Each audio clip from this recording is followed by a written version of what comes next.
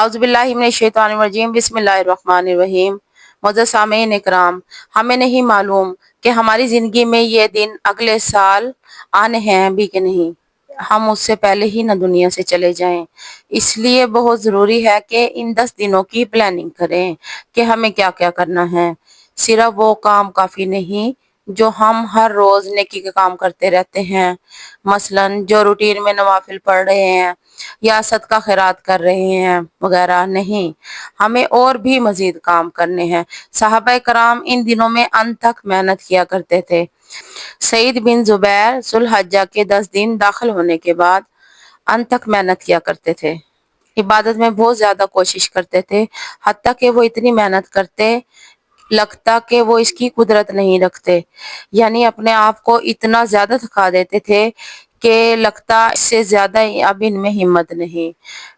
آخری درجے تک نیک اعمال میں سے افضل عمل جو ان دنوں کے لیے پسندیدہ ہے وہ اللہ کا ذکر ہے، اور خود نبی کریم سرور دو عالم صلی اللہ علیہ وآلہ وسلم نے ایک ارشاد میں واضح طور پر ان 10 ایام کی اہمیت اور فضیلت بیان فرمائی ہے۔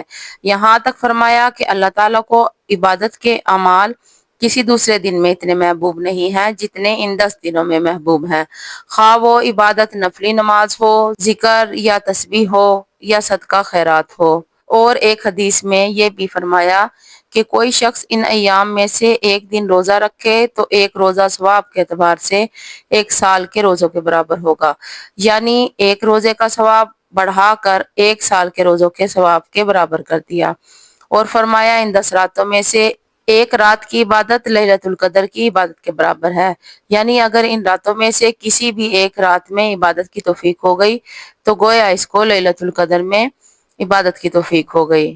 اس عشرہ ذی الحج کو اللہ تبارک و تعالیٰ نے اتنا بڑا درجہ عطا فرمایا ہے، اور ان ایام کی اس سے بڑی اور فضیلت کیا ہوگی کہ وہ عبادتیں جو سال کے دوسرے ایام میں انجام نہیں دی جا سکتی، ان کے انجام دہی کے لیے اللہ تعالیٰ نے اسی زمانے کو منتخب فرمایا۔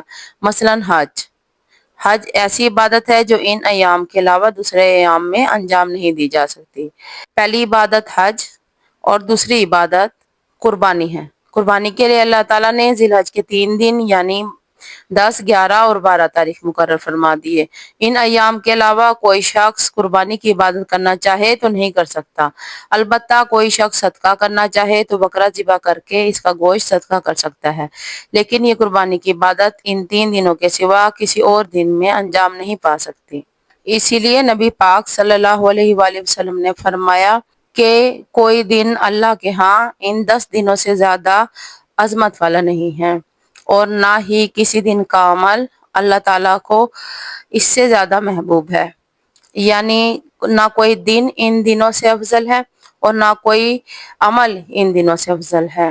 پس تم ان 10 دنوں میں کثرت سے لا الہ الا اللہ، اللہ اکبر اور الحمدللہ پڑھو، یعنی تحلیل، تکبیر اور تمہید۔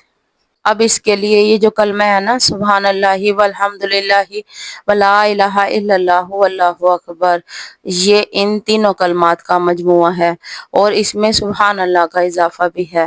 اسی طرح لا الہ الا اللہ واللہ اکبر، اللہ اکبر وللہ الحمد، اس میں بھی تینوں چیزیں آ جاتی ہیں، الحمد بھی آ جاتی ہے، لا الہ الا اللہ اور اللہ اکبر بھی آ جاتا ہے۔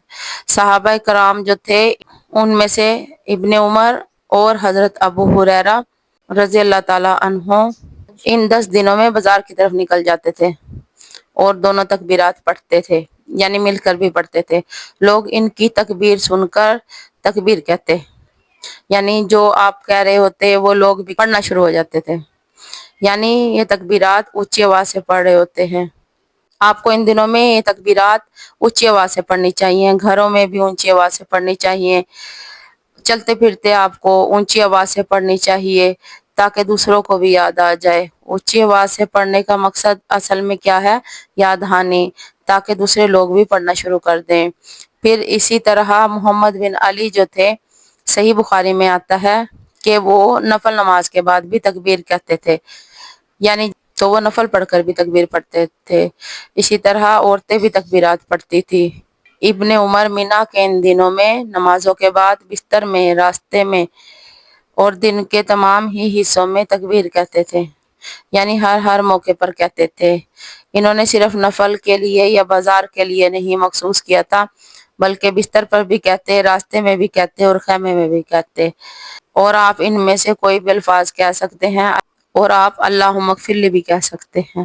اور دوسرا جو کام آپ کو ان دنوں میں کرنے کا ہے وہ 9 ذی الحجہ کا روزہ رکھنے کا ہے۔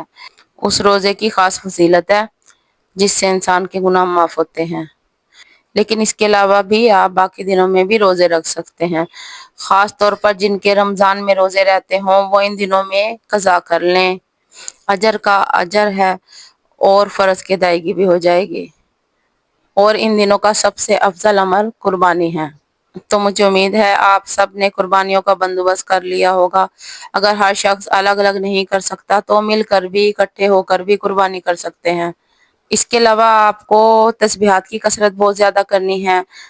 غیبت، چغلی، طعنہ، فضول میں لغو باتیں، ہنسی مذاق، ان سب سے پرہیز کرنا ہے، اور اپنے شر سے دوسروں کو محفوظ رکھنا ہے، اور اپنی زبان سے دوسروں کو اذیت نہیں دینی، بدگمانی، تجسس اور ٹو نہیں لگانی، نفرت اور بغض نہیں پھیلانا، ظلم نہ کرنا ہے اور نہ ہونے دینا ہے، کسی کو بے عزت نہیں کرنا، طعنہ دینے والی عادتوں کو چھوڑ دینا ہے، گالی گلوچ، بد زبانی، ان سب باتوں سے پرہیز کرنا ہے، مسلمانوں کو ہر طرح کی اذیت دینے سے بچنا ہے، رشتہ داروں سے قطع تعلق نہیں کرنا، ان کو منانا ہے، ظالم رشتہ داروں پر بھی مہربانی کرنی ہے، ہو سکے تو تہجد پڑھنی ہے، روزہ رکھنا ہے۔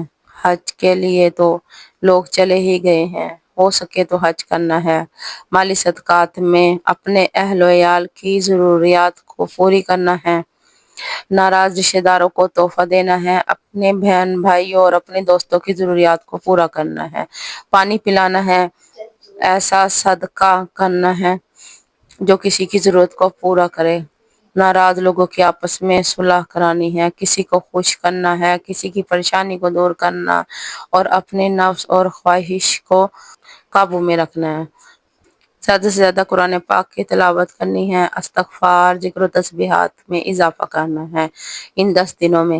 اللہ تعالی ہمیں عمل کرنے کی توفیق عطا فرمائے، آمین یا رب العالمین۔ اللہ آپ سب کا حامی و ناصر ہو۔ اگر آپ کو میری یہ ویڈیو اچھی لگی ہو تو پلیز میرے چینل کو سبسکرائب اور ویڈیو کو لائک ضرور کر دیجیے گا۔